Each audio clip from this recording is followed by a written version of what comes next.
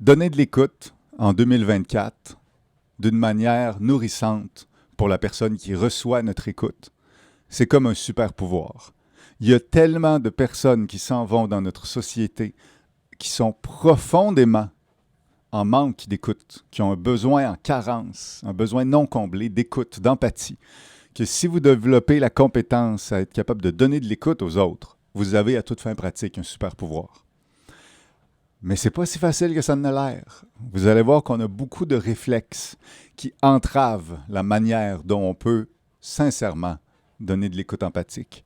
Ces réflexes-là qui entravent, c'est le réflexe de donner des conseils, c'est le réflexe d'analyser, c'est le réflexe de ramener à soi, c'est le réflexe de sympathiser avec l'émotion et le jugement sans vraiment se connecter aux besoins.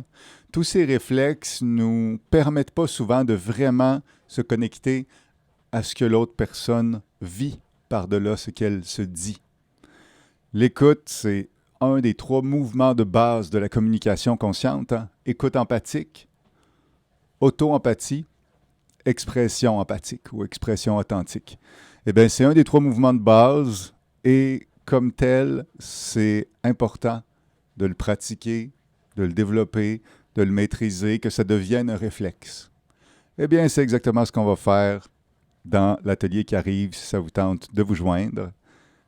L'écoute développée, maîtrisée, intégrée par l'utilisation des jeux à l'écoute. Ben, les jeux que ma collègue Anne Bourassa a développés, ben, j'en ai ici. Ça s'appelle précisément les jeux à l'écoute. Donc, on va développer avec ces jeux-là en fin de semaine, samedi qui arrive, nos compétences à donner une écoute de qualité. Merci.